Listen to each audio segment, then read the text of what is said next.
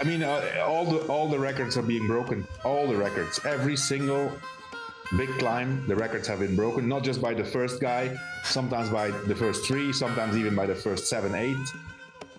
I think it's something we'll keep seeing. Everything's gotten better, stiffer, faster.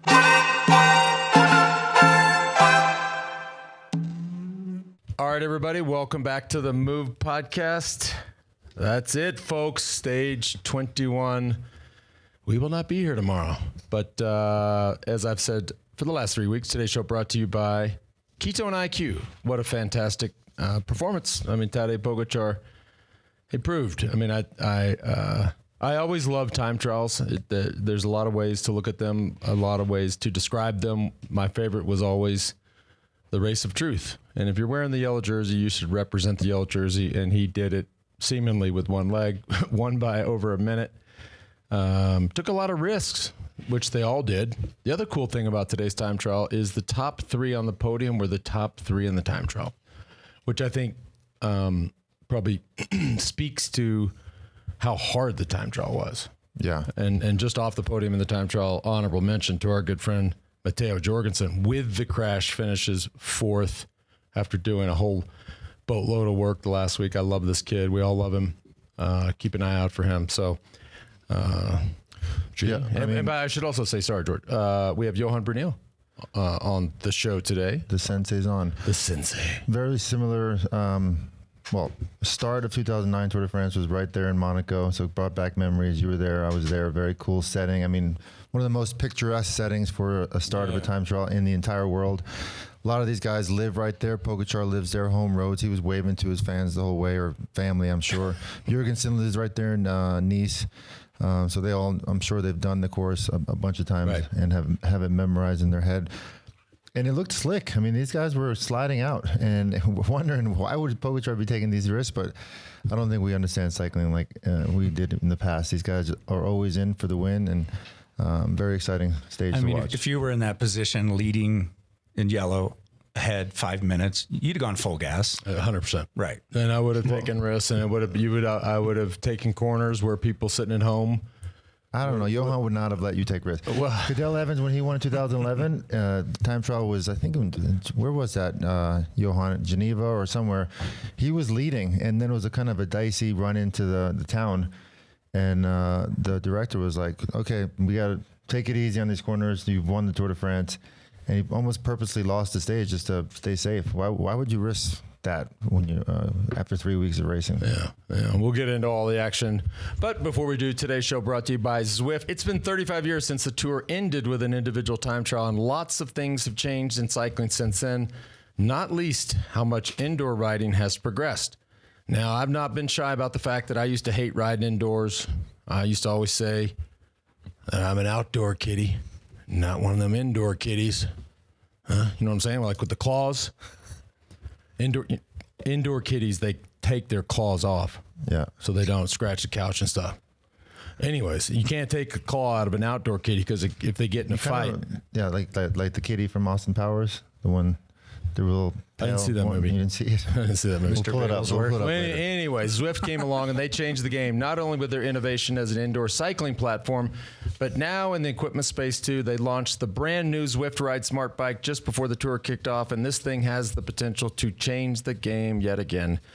Zwift Ride is always ready to ride, totally adjustable for a variety of riders, packed full of features. Thank you, Mr. Hincapi.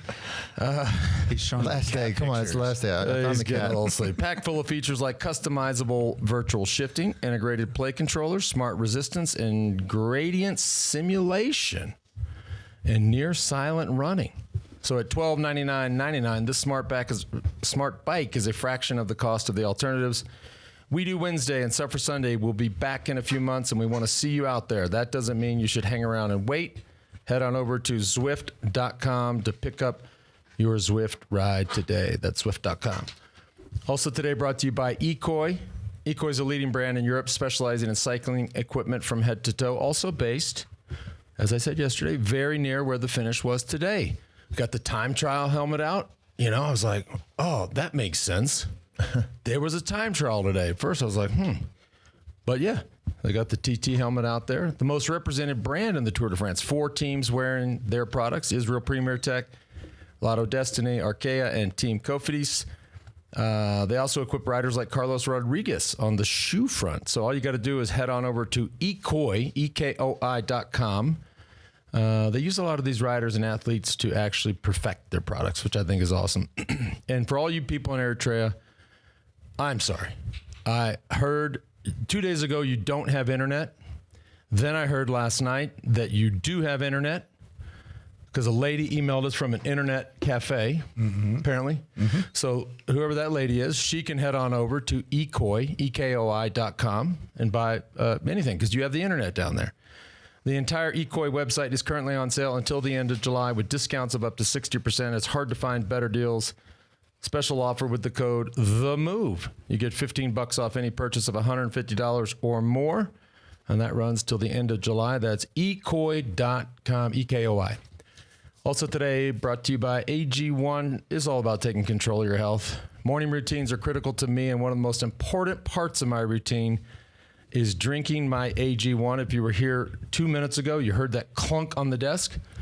That was George's AG1, right? So you start your day with this. You've taken control of your health. Yep. You have. When I was staying with you, I was dipping into your stash the whole 2 weeks. Yeah, I got these travel packs. They're everywhere. AG1 is a foundational nutrition supplement that delivers daily nutrients and gut health support, and is backed, hear me out here, by multiple research studies, so you can trust what you're putting in your body. If there's one product I trust to support my whole body health, it is AG1, and that's why I've partnered with them for so long. It's easy and satisfying to start your journey with AG1. Try it out and get a free 1-year supply of vitamin D3K2 plus 5 free AG1 travel packs with your first purchase. Head on over to drinkag1.com/TDF. That's drinkag1.com/TDF. Take control of your health. Speaking of taking control, Tadej Pogacar never lost control for 3 weeks. Yeah, we haven't seen. I thought it was an interesting tour. I loved the finish. It was beautiful, starting in Monaco, finishing in Nice. I thought the podium, it showed well. I'll be happy to go back to Paris. It just can't replace that. Yeah, it was a weird sort of. I mean, beautiful. It had to happen. Different. Had to happen, obviously, yeah. with the Olympics. But yeah. The bummer you don't get to have is the sort of the honor rides. I don't know what the term is for them, but the guys that are retiring, the lap of honor. Yeah, the team getting to go to the front. Yeah. And then they start racing in Paris. That's pretty epic. Yeah. They did focus a lot on those guys that are retiring. Mark Cavendish, Roman Bardet in the TT. These guys just had a fun ride. And I know I said it a couple of days ago. I rode with Mark in Monaco to Nice back in September. And he was just thinking if he won a stage, he wasn't going to make it there. And it was just awesome to see him be able to enjoy that time trial with his whole family there.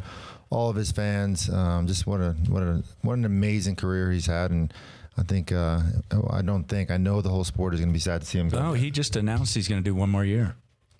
No, I was going to say no way. He's done. You missed the other press announcement of somebody saying they were not going to do one more year, which was just breaking news right before we came on the show. President Joe Biden. Yep. Will not run again. So you got a little off there, JB. But I had George for a second there. Did you see that? You did. They got that because he just said he's definitely not coming back. They got that new Chinese sponsor. Okay, we don't know yet. Well, some paper. Yeah, a little paper. But I bet he's glad he finished. It was cool seeing him up there. Tony Parker gave him I thought a really cool jersey. They made a play on his name. It was the CA XXX and the V. It's one of those things where you're just grinding that last week out. Like, can I go home now? Yeah. But then you get there and you're like, all right, I don't ever have to do this again. That was very special. Think about how many days Cavendish started with his teammates off the back. Just that was from the get-go. And good guys like Tejada and all these people, they were staying with him in the mountains, just making sure he was safe and sound. But, going back to his year, he might have been home 10 days this whole season. He started off in Colombia for a month, went straight from Colombia, I think home for a day and a half to London, flew to UAE, raced there. He's gone to altitude camps. The guy has put in so much work to accomplish what he did. So I know a lot of people just see the glamour of the Tour de France, but we all understand what goes into it. And I mean, he's had an incredible run, but he's worked his ass off to get it. Yeah. Sir Mark Cavendish. Yep. And to I just spaced his name. The damn French guy who won the stage earlier. Romain Bardet. Bardet. I mean, it was good for. I mean, he was having a good old time too. Yep. And as Dad said, there were 35-ish years since Greg LeMond won on the Champs-Élysées. That's it's like I think it's part and parcel to Nice just not being able to accommodate a hectic, sort of. To your point, JB, of like a procession. Like, yes, you have the main beachfront road, the Promenade des Anglais. It'd be hard to do that type of stage on the Promenade des Anglais. You think? It's just a lot tight. I mean, it'd be tight. It'd be hard. I think. I mean, they could go out and back. It'd be pretty cool to see, and it'd be a fun sprint stage. Definitely flat and probably easier than the Champs-Élysées. No cobblestones, all that stuff. But it would be. I thought that I wonder if they'd want to go back there because based on this year, you don't think they'll do that. So. Yeah. I thought the Tour did a great job creating the route. It's the 200 humans who were in the race did everything they could. The race just got hard. I mean, if you look at the race, we talked about it in October, and we talked about it in the preview show here. If you looked at those last 3 or 4 days, wow, this is going to be dynamic. But it just wasn't, because guys, Pogacar had established his lead. People are just tired. I mean, again, keep in mind, these are humans, not robots. Yeah. They did a good job with those hard days before the rest day, and then an easy day after the rest day. The riders seem to like that. They would, yes, they appreciate those. And they all had it. They all knew the course quite well. I'm sure they were maybe trying to save a little bit in the tank for those last 4 days. But like Lance said, there wasn't much of a change or at all in the overall classification. But it was still fun to watch a guy like Carapaz getting so aggressive, getting all the breakaways, winning the mountain jersey. It was still very exciting, tough racing. Oh, and I mean, come on, we got to give a special shout out to Santiago Buitrago. Yeah, Colombia. I touched on it yesterday. I mean, I know the flag right here on my sleeve. It may seem weird or to talk about a race for 10th place, but it is. It's a thing, especially if you're on a team that doesn't have a stage win, that has a fairly large budget. They certainly come in with the goal of finishing putting a rider in the top 10. And we talked about it yesterday between him and Ciccone. And apparently, Johan, you know more about this, but Ciccone went for the bike change, which George was speculating on whether or not folks would do that. Didn't go so well, so he lost that spot, and he doesn't finish in the top 10. But I don't know if it was a mechanical, Johan, or just a bike change that went wrong. It was planned. So the plan was he would do the first part on his light bike with the tri-bars. But if you look, I mean, it didn't change anything because he was already 2 minutes behind on the top of the climb. On the light bike? Yes. Oh. Yes, so he didn't have a good day. He should just kept going on that bike. And most of those climbs, Johan, were fairly gradual. Correct me if I'm wrong, except for that one little schnock about halfway, which is quite steep when I rode it back in May when I was there, and it's probably like 10-12%. So I was actually kind of wondering if most of the guys were going to change, but only a handful of people actually changed bikes. Yeah, and you have to, nowadays the time trial bikes are so light nowadays. They spend so much time on it also that you could see, I mean, especially in the downhill, you could say, well, old-fashioned thinking would be, uphill it's lighter, downhill it's safer on a normal bike. Yeah. But they ride these bikes so much, and we could see, during the whole tour basically that all the guys behind the podium, when they were cooling down, they were on their time trial bikes specifically because they want to have more time on it. So if you look at Pogacar's bike, for example, you could have said, well, why didn't they do a yellow time trial bike? But to keep it as light, so he rides a bike with no paint to keep it as light as possible. 300 grams he saves. So you even it out with the watch. Yeah, that's true. Johan, here's a serious question. Do you not listen to our show? Sometimes. You didn't listen sometimes. You didn't listen to yesterday's. Why? What did you say? Thank you. We were talking about this, about how them cool, and I think it's funny. Okay. You're right. Cooling down on their time trial bikes just to keep that, what it feels like to be on that bike, because it's totally different. didn't matter, but I thought it was. I did think it was great. Also, Johan, I'd love your thoughts on just the strength of Team UAE. Obviously, Pogacar, the best rider in the race. You saw his team supporting him throughout the race. But if you just look at the final GC, 3 riders in the top 6. Yeah. Yeah. But let's not forget, guys, both Almeida and Adam Yates are already podium in Grand Tours. Right. But still, if you're there supporting and it's he has podium guys supporting him. So first, fourth, and sixth. I think. It's a great result, and it also in all the mountain stages, especially the last 3 mountain stages, it was clear that they were so dominant compared to their biggest rival, Visma. There was basically nothing. He has the strongest team and he was the best rider. So what can you do? Not a lot. 6 stage wins, winning the Tour with more than 6 minutes on the second, and the 6 minutes are. I think, he could have had 7 or 8 if he would have pushed it all the way sometimes. So, Johan, what happens now between, it seems as though UAE started following a lot of the protocols that Visma Lisa Bike had, whether it was feeding along the road or really focusing on nutrition. Does now Visma Lisa Bike start trying to copy some of what UAE is doing? Like, for instance, the new trainer of Pogacar. What do you think is going to happen moving forward until next year's Tour de France? But this is in the transfer market, it's also going to be, and it becomes more and more also a competition to hire the staff, to hire each other's staff, which, is now where all the knowledge is. And I'm going to guess, I'm going to guess that the UAE guys, they have all their key staff locked in for multi-year deals and really good salaries. But it's going to come down to this also. What do they know that we don't know? What do they do differently that we don't? And then try to, either hire a rider from there or, but that's not new. It has happened all the time. Yeah.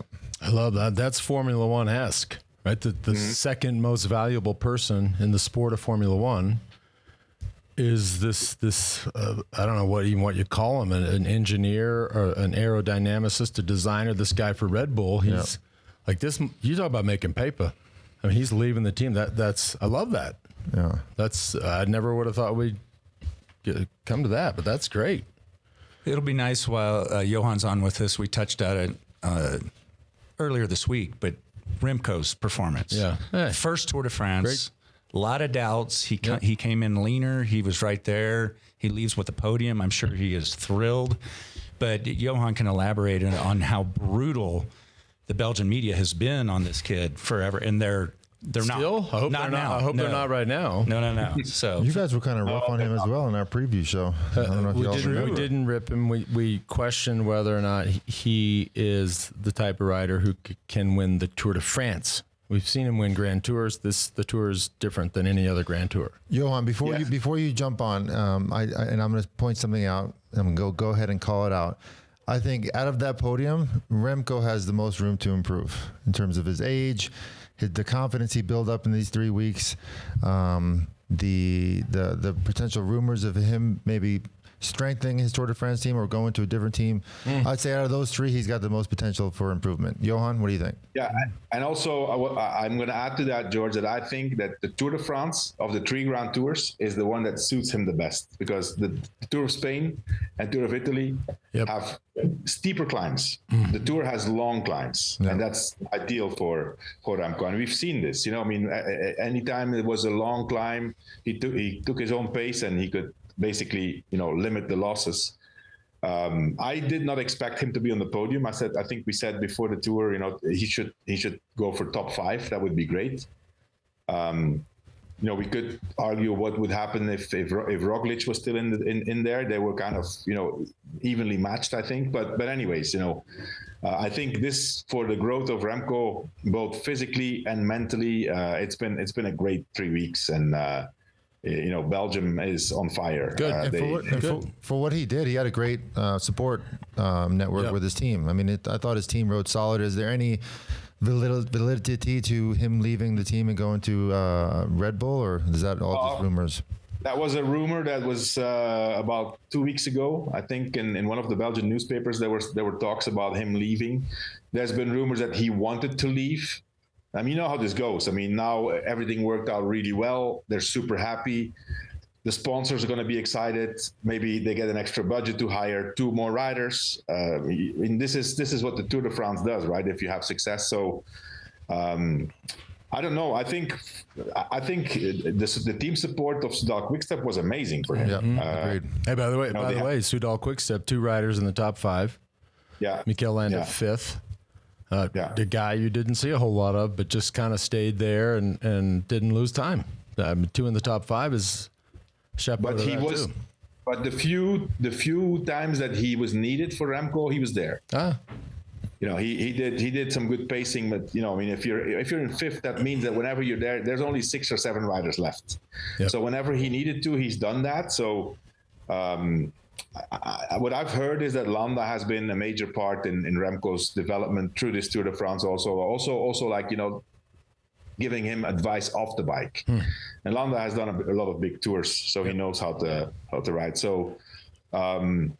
No, I think Remco cannot complain about his team support, both on and off the bike. So I don't know. I think it's gonna come down to what you guys always say. It's gonna come down to the paper. Paper. Hey, show me the paper. Mikel Landa, 34 years old, far and away the oldest guy in the top 10. Remco, 24 years old. I did the same math that I did last year. I looked at the ages of everybody in the top 10, and I totaled that, and then I divided it by 10. You see what I did there? The average age of the top 10, this just shows you how the sport has changed. The average age, and we're factoring in a 34-year-old Mikel Landa and a 31-year-old Yates. The average age is 26.4. Wow. I mean, that's just... When we raced, it was like, no, you're way too young to ride the Tour. You're way too young to compete in the Tour. You got to be late 20s, early 30s. 26.4. Yeah, young. Yeah, and speaking of young... By the way, Rodriguez, 23 years old. 23. Jorgenson's what, 24? Jorgenson is 25. And to finish 8th place in the Tour de France, yes, a lot of these guys Landa had to work for Evenepoel. Yates had to work for Pogacar. Almeida had to work for Pogacar, but none of those guys really had to work as much as Jorgenson. Jorgenson is not only is he a climber, a time trial specialist, but he's also a classic rider. So they relied on Jorgenson a lot in these like flat stages early on. We saw it in the first couple of stages. He was doing some of the grunt work, pulling for Wout van Aert for the sprints. Johan, would you agree in the top 10, he probably did the most amount of work out of anybody? And without that amount of work, he probably could have potentially been several spots further up in the top 10. No doubt about it. I mean, and you can see, George, the last 2 stages. Yesterday, he was with the best 5 climbers of the Tour. Yep. In one of the hardest stages. And today, he finishes 4th in the time trial. With a crash. With a crash. Yeah. So, great tour from Jorgenson. Yep. And he's going to be one of the key players in the future for Visma also. Yep. As long as he wears clothes next time he comes on the Zoom here on the Move, that'd be better. Anybody talks to him, just I'll add to that. He did a lot of press. He made himself available, probably because of his NBC US audience, but also JB. Also, he did. I saw a really good interview he did with our colleague from La Movida, Victor Hugo Peña, in perfect Spanish. Oh, really? Yep. Excellent Spanish. Exactly. Yeah, excellent Spanish. He's winning He some speaks fans. French too. Yeah, sure. All right, what's up with this kid? Now we don't 3 like him. languages, super likable, fucking rocking up on the Zoom naked. Like, I mean, working all tour, finishing 8th, winning races early in the season. Matteo, that's enough. Okay. And is he doing the Olympic time trial, Johan? Do we know? I thought they said he's doing both. He's doing both. So Or maybe they were. Was that? I thought I heard them talking about that on the. Yeah, I just asked them, but I haven't heard it back. Let's do a little bit of business. Today's show brought to you by Ketone IQ. We often hear that fasting and exercise are good for the brain. HVMN launched the world's first drinkable ketone in 2017. Ketone IQ is their latest innovation on ketones with improved effectiveness, taste, and cost. Ketone IQ delivers clean fuel that can cross the blood-brain barrier, supplying your brain and body sustained energy, focus, and sharpness. As we've said many times, they do have a great deal with Visma Lisa Bike, and they're doing a bunch of research in and around ketones so we can learn more about how best to use them. 30% off your first subscription order plus a free 6-pack when you use the link ketone.com/themove. Also today brought to you by Roka. All right, Roka has invented a completely new class of eyewear. Glasses optimized for performance. No other eyewear brand can keep up with what these guys and gals are doing. They just keep making their stuff better and better. By the way, JP, based down there in our hometown of Austin, Texas. Rob and the whole crew just continue to crush, whether it's on the casual side, the performance side, and the side that I find the most important because I can't see anything, and that's just so I can read my readers. Right? These are, and for those who have tracked my reading progress or my readers' progress, please don't track my reading progress over the last few years. I'm still at 2.0s on my Roka readers. And I think I'm going to cap it at that. They look totally badass. They have a ton of iconic styles. The Move listeners get 20% off. Just go to Roka, ROKA.com, and use the code THEMOVE at checkout. George, put your Rokas on for a second. Which ones? The shades? No, where's those orange ones? Yeah, look at this guy. Look at this man. How would you, it's just a serious question. How would anybody like to sit here for 3 weeks with a man like that on the set? I mean, JB, you can help me. I mean, Johan sees it too. Johan, we're screwed. He like blends the frame lighting into his watch to just walks around town. The this is the way he walks around one of the bougiest towns in the world in the summer. This man walks around like that. A lot of coordination. Huh? By myself, I might add, because you never hung out with me this whole month. So I was too busy for the first 2 weeks walking around the house picking up all your shit you left sitting around. Hey, what? No, go. George, guess who's back? Who? Our friends over at The Feed are back to keep us hydrated and fueled throughout the Tour de France. Mosca. All right, here's the thing about The Feed. I say it every year since they've been with us for so long. This is an idea that I wish that I had thought of, right? And it's, there's all these ideas, right? We're both kicking ourselves for not being a phone with an app store, a bed that cools itself, a car that drives itself. I wanted all those ideas, just like I wanted this idea. Agreed. I threw you off. I know you get sick of eating the same stuff. Look, the boys are done with the tour. They don't have to eat the same food anymore. They can go home and eat whatever they want. Yeah, I mean, I got some of my favorites. They sent me 10, 11 products, some of our go-tos in the last month here. The Honey Stinger Chews, some of the Pillar Magnesium for sleep, just a bunch of different cool products that is keeping it fresh. Like, we're not getting bored of any of them. Keep it fresh. 11 products for $21. That's 50% off. And plus, you get the free Musette bag and a limited tour bottle. Head on over to thefeed.com. You'll see it all right there on the website, thefeed.com. So I was going to mention, Jorgenson is not on the Olympic time trial list. Just the road race. Brandon McNulty, who's also an American superstar, and Magnus Sheffield are doing the time trial and the road race. Which we were surprised that McNulty wasn't selected for UAE. I still don't know what's behind that, but agreed. He's a great rider. We got a good team for the Olympics. We do. And you rode the course, right? No, I didn't ride the course. I thought you and Johan rode it. Can I finish? Finish. The race is like 180 miles, so no, I did not ride the course, but I rode the finish, and it's going to be interesting. 180 miles. It's like 170. It's like 280K. Oh, 280K. Yes. It's going to be an interesting race. Before I forget, we've got a special guest coming on too at the end of the show. We touched on it yesterday. Dia and his hair are coming on from Ventum to announce our winner from all these days of Ventum trivia, free bikes. Come on. Who doesn't like free shit? Yep. Yeah, I know George. Well, I do know who likes free shit. George. This man likes free stuff more than anybody I've ever known. Says the guy that I can't even walk into his front door because of all the boxes piled up from free shit showing up at his house. Just ask Anna. You know what? We can skip all the free shit if one of you friends of George gets me on Augusta when he's there. Next week, we'll be there next weekend. I know it's short notice. If you get me on Augusta, I don't know if I'm supposed to say this. We're staying 500 meters. You said that yesterday. From the front gate of you could Augusta stay 500 miles. I don't mind. Right, so I know there was some interest. There was some feelers out there. I will be at Nationals. If he gets on the course. Someone emailed that it might be under repair right now, so check into that. It is very seasonal. It's just let me go hack around. I'll hit around the bulldozers. It's cool.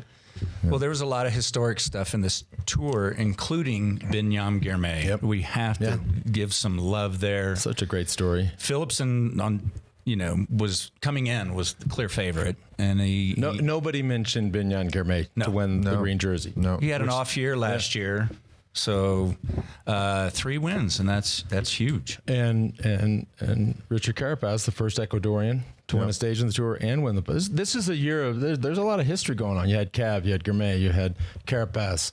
The sport is expanding and truly globalizing, and I think that's great to see. Johan, does a guy like Girmay stay with Intermarché? Or he has 2 more years. 2 more years.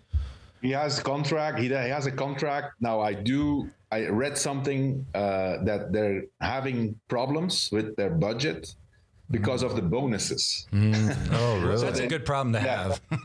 Yeah. Well, you have to have the money to pay the bonuses. So I don't know. Listen, his agent is Alex Carrera. Yeah. He's a very smart guy. Been around forever.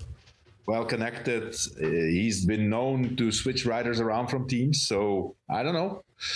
I think he should stay. Because he has the team at his complete disposal. Although I have to say, I found out the other day that their initial plan was actually not to sprint for Binyam Girmay. Yeah. If you remember the first sprint stage, there was another guy who then later on dropped out, a Belgian guy, Gerben Thijssen. He was supposed to be the sprinter. Yeah. Makes no sense to me, but that was their plan. Bingham also mentioned that he changed trainers as well and started doing a whole different training protocol, which he has attributed to a lot of success. So we're seeing these guys that are having breakthrough performances.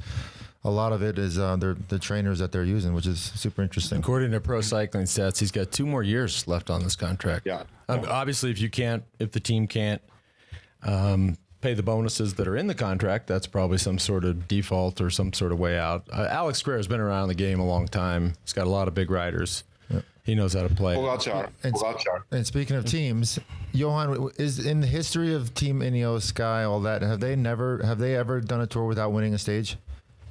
I don't know. We've done a little bit. The last few years, they've always won a stage. Sure. And I think last year was one of their least successful tours. They were 5th with Carlos Rodriguez, and they won 1 stage. Before that, they were always on the podium, at least. Won multiple stages. So I think there's going to be some serious discussions there coming from the top, from Radcliffe himself. Yeah.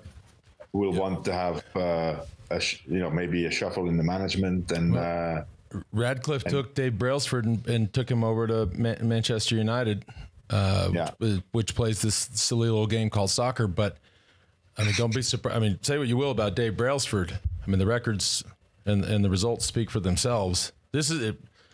I'll just remind everybody, this team's spending $40-50 million a year, and that just go down the list of results, certainly on the tour, and you're like, that doesn't feel like a great deal.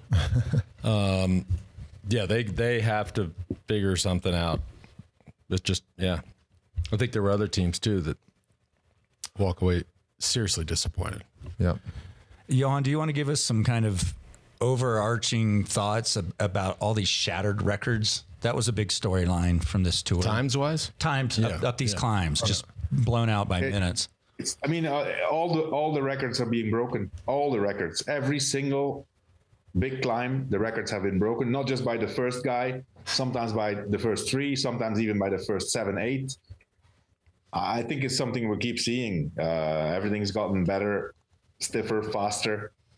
I'm not really surprised. I would need to check the overall speed if it's the fastest tour ever. I don't know, but probably not, because there was so much climbing. Well, there was 10,000 meters more climbing than last year. So that tends to slow things down. Yeah. That's our average speed. I think we would have heard about it before the time trial already, that it would be the fastest tour ever. But I mean, it's just the whole peloton is just on such a high level, and a lot of these guys, for example, Romain Bardet today said, the numbers he put out in this tour would have been for sure a top 5, 5, 6, 7 years ago, and maybe a podium. He's not even in the top 20, so it's yeah. Another big storyline was the Giro Tour double. Right. And then you guys are talking about Triple Crown. Explain that. Well, and if you're Tadej Pogacar, it could be. We did talk about the Triple Crown in the pre-show, which is. And it's not the Vuelta. It's not the Triple Crown. It's the Giro. Now, that would be something the sport could think about in the future. But the Giro Tour World Championships, which, of course, has not been done since 1987 with Stephen Roach. But this year you have this unique opportunity and yes, I did see this is a circuit in Paris. While not terribly hard, it's technical. It's tough, right? This could be the year of the quadruple crown, right? It'd be hard to bet against Tadej Pogacar to go Giro Tour, Olympic gold, World Championships. That's something. Johan, you said the World's course. I haven't peeped the World Championships course in Zurich, but I know those over parts. 4,000 meters of climbing. And a classic in the same year. It's just So it's he's only got a couple of weeks. I don't know if he's doing the time trial in Paris. I'll certainly forgive him if he doesn't, but he's got a couple of weeks until the road race, and then probably a month or so until the Worlds. But he could win those two as well. I think the way he sounded in his post-race interview, I think he has his eyes set on the Worlds, and the times that he's spoken about his goals, he's gotten them, all of them. Right. Yeah. So and I think he's going to be world champion. Let's not forget the Olympics is a much different race than the World Championships. I mean, they only have 2 or 3 guys on each team, or maybe four guys. So in a race of that distance, almost impossible for one team to control that. So just the tactics are completely different than a race like the World Championships. But at the same time, very exciting to watch. I'm looking forward to watching that. Oh, I mean, it's super exciting. Yeah. You've got 90 riders on the start line. Yeah. Again, sports are limited on how many. Folks could say, well, why wouldn't there be 200 riders on the start line? Even if you have to allow all the countries that are certainly not powerhouses in cycling, sports are limited on how many athletes they can bring to the Olympic Games. So it's going to be a very small field. It's a very long race. Yes, most any country can have per team is 4 riders. Some countries will have 1 rider. Yep. So you never know. I mean, it's a bit of a crapshoot, but that's when it kind of gets fun, because teams start to come together, countries start to come together and form in these bonds and alliances, and figure out that they have to work together. But anyways, we'll see in a couple of weeks. Yep. And the fact that there's not many riders at the start is also, it's going to make it a very individual race, and it's going to be the strongest guys automatically. I mean, Lance, you've seen part of the course. This is Van der Poel terrain, Wout van Aert terrain, but Pogacar will be there too, for sure. Basically his tactics should be very easy. He just follows those 2 guys. Yeah. Yep. And the weather. I mean, if it is a wet day, rainy day in Paris, that those final circuits that Johan and I went and saw will be treacherous. Mm-hmm. Cobblestones, city streets. Ugh. So. But also the heat. If it's hot in a city, it can be hot in Paris. It's gonna be very, very hard in the end. Yeah. And good news for the open water swimmers and the triathletes and all these people that are going to swim around in the Seine. The mayor, she took a dip in the Seine a couple weeks ago, and she's fine, apparently. I mean, I am not getting in the Seine. I'm just saying. But she was cruising and she swam in there. I thought it was interesting. Yeah. It was a big deal. Like, is she going to jump in or not? There's always aren't they like dyeing it for the opening ceremony or something? I thought I read that. It's going to be some wild. Could be some other things. Could be pretty spectacular.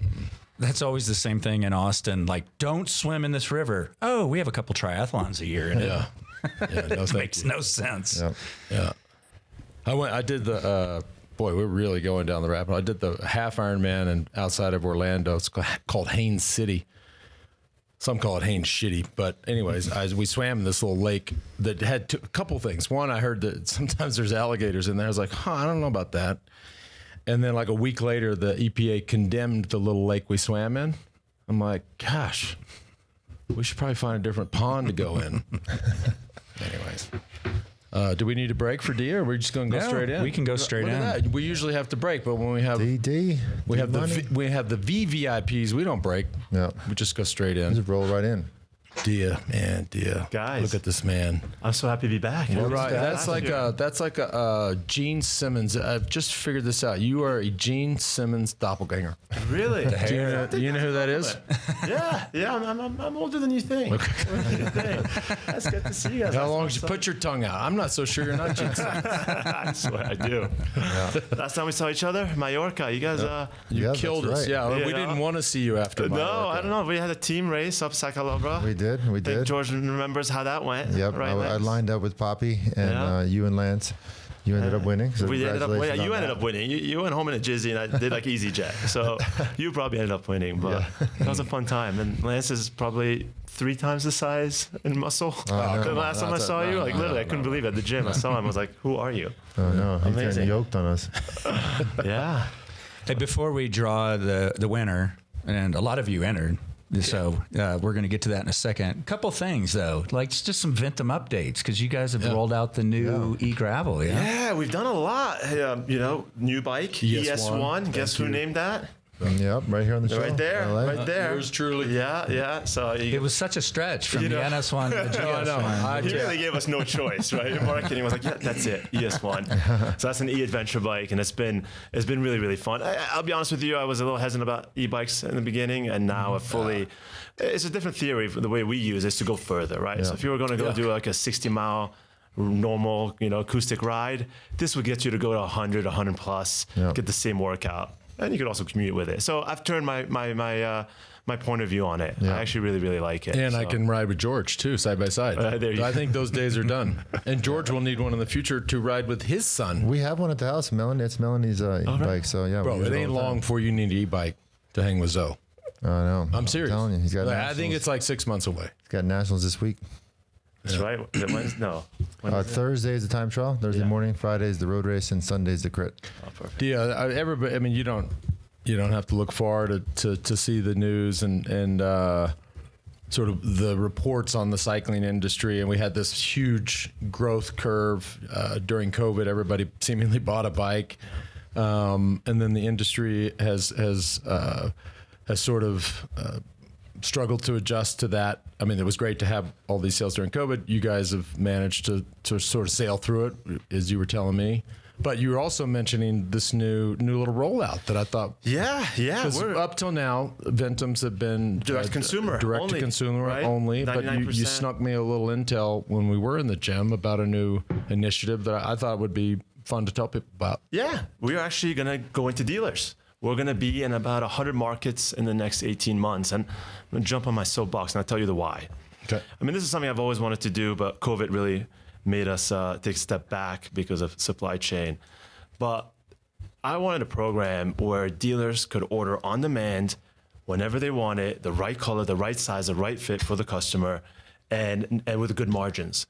And I get pretty passionate about this. I'm getting more and more frustrated with the big boys because they shove down a lot of inventory on the IDBs, independent bike shops, right? And these guys have to take it, and they have 2 buying windows, and it's not necessarily what they do, and they stretch them so thin, right? And so I'm not happy about that. No. Like, that is not a good business model. And it became so evident during COVID when, just like you said, there was a supply chain shortage. A huge knee-jerk reaction from the big boys, super unsophisticated, and there's a glut in inventory. So their solution was, let's push it down the dealers. Yep. And the dealers, you either take it or you lose that brand. And so now all your cash is on the floor. So I'm sitting there, I'm like, you're not setting these people up for success. Right. And now a lot of the big brands are, once they've dumped their inventory, they're not going direct to consumer. So these guys are going to be high and dry. And so I cannot, think of a better time for us to get into these dealerships and the dealers and to do it in a way that's thoughtful, that keeps cash in their pocket and helps out. So we've always done things differently. This is it. And guess who our first store was? Mellow Johnny's. That is right. Mellow Johnny's. You were talking about those small local bike dealers. Well, I was like, well, I think I'm one of those. Yeah. Another one. But we felt it. That's not a story that you just told or made up. I mean, you feel it, right? The bigs have, a lot of them have their their own stores in some of these markets, and so we see the impact of that, but it's real. And can I tell you how some of these stores were acquired?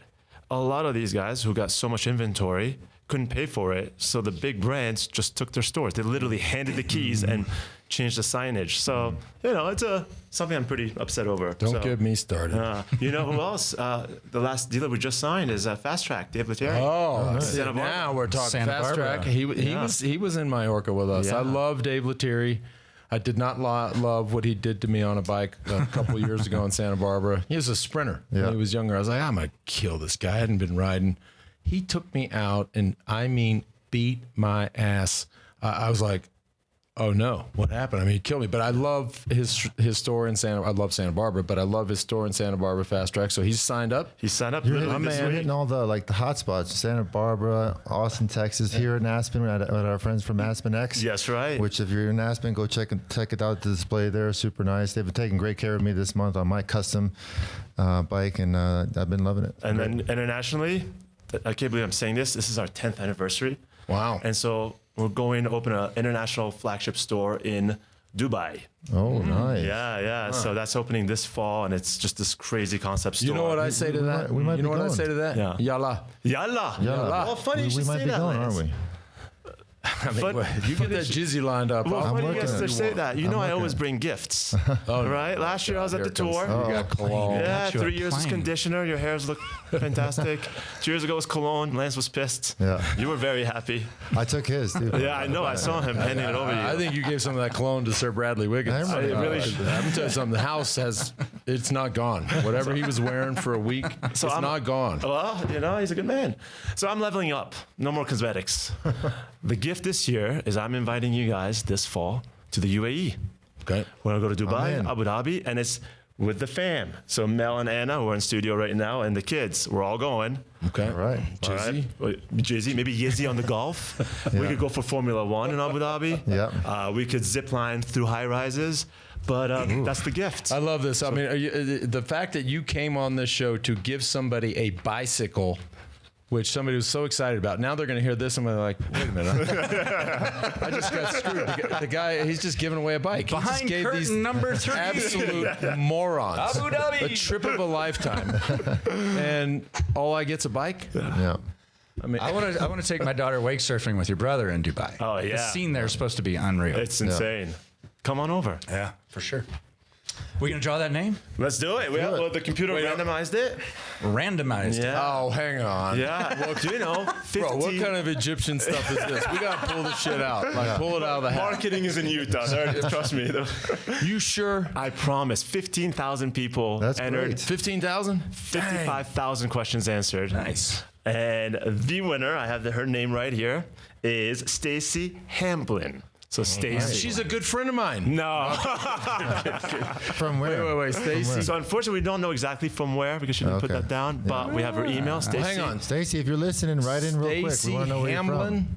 Yeah, Hamblin. Hamblin. Hamblin. from. Hamblin. Congratulations. You're Yeah. the winner. She has a brand new NS1. So, yeah. Free bikes. Yeah, and for those who didn't win, the Move Next year. 20 Yeah. gives you 20% off. We'll let it run till, I don't know, August. Okay. Yeah. Well, I don't know. It's your I don't know. I company. know. So, End of August, guys. Yeah. all right, great. Celebrate the Olympics and Why all not? that. Yeah. Why not? I like it. So, Nice. Amazing. Anything else? We got a couple things to touch on before we do go.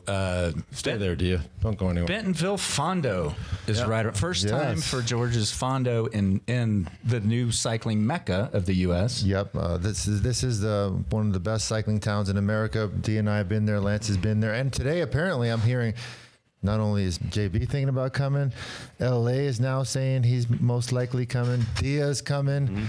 I mean, the whole We Do family is coming to Bentonville September 7th and 8th. So hopefully see you guys there as well. Yeah. And also want to remind you, if you didn't catch the show with Michael White out of Boulder, came in to tell us, about what they've put together since his son was killed, getting hit out riding by an automobile, like just almost exactly a year ago. So they have put together the White Line event, a ride for Magnus, and it's on August 11th. It's. I mean, you can cruise it on a city. They even bike. have a walk. Yeah, just go participate, get involved in the rally, awareness, law changes, more steeper penalties for these types of incidents. So thewhiteline.org is where you can get info on that. And you can do virtual. If you know, obviously a lot of you listening cannot make it to Boulder, you can participate in a virtual ride. So, and of course here, normally we would start the women's tour either today or tomorrow. It's going to be a break, right? There's a 3-week break. We talked a lot about the Olympics, so there's this natural break due to the Olympic Games. Obviously, many of the women we'll see in the women's tour, we're going to see in the Olympics. So we will be back for that. I don't know, August the 12th, I believe it is. So going to be a break, but we'll same crew, same action. A preview on the 11th. We'll do a preview show on the 11th. Yeah. I want to give just some special shout outs, obviously, to these two for sticking around with me, for putting up with me for 3 weeks. Year number 8. Can you believe that? The 8th year. Dang. So JB George, Bolchka back there. Nobody sees him. He doesn't want anybody to see him, but he's right over here over my right shoulder. Colton, somewhere around here. He's the guy making.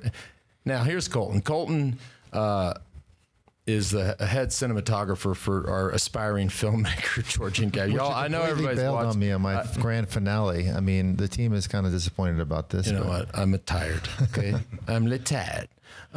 Anyways, Colton for all the cool camera work. Liz, there she is. Lizzie Kreutz. Everybody knows Liz. Gabrielle, our favorite Costa Rican. He's back there somewhere too. Tico. Hey, see, he is back there. Ashish. He's the silent killer. Ashish, who some people call Anoush. Poor fucking Bradley Wiggins started calling him shish kebab, but that's not nice, any of that stuff. Ashish Patel. Yep. Yeah, he's everybody over at Virality, the social media agency. Mark Kiernan, who has the gym upstairs, you've probably seen in the socials, and we're right below the gym. So he is our host for these 3 weeks, and then of course the week of the women's tour, and then a special shout out to our new partner and our new broadcast partner. Boy, that sounds cool. That sounds so big time. Peacock. Everybody over at Peacock, John Miller, everybody over there that helped make it happen. So it's been fun. And you mentioned it briefly, but I don't know if you shouted him out. Sir Bradley Wiggins. Sir Bradley Wiggins. Joining us brought for a week. some A game. He brought some A game. You know, we had a blast with him. I said it when he was here. I think he's the best in the business, and he didn't disappoint. So, but there's something about him in this environment where it's a little different. He really shines. Yeah. Next year we'll be like, just go sit on the back of a motorcycle for a month. He's like, no. And he hung his cowboy hat right there on that hook. So hopefully that means he wants to come back. Oh, I have a feeling I won't get into that, but apparently he borrowed my wife's suitcase, and I said, well, that's awfully nice of you to give him the suitcase. And she says, no. He says he's coming back in a week. And I was like, all right, I didn't know that. Okay, I'll be here. All right, everybody, that wraps it up. That's the 2024 Tour de France, third Tour de France victory for Tadej Pogacar, history for Mark Cavendish, history for Bignan Girmay, history for Carapaz, historical tour. So we will see you all in 3 weeks for the women's tour. Thanks for tuning in. See you soon. Vamos.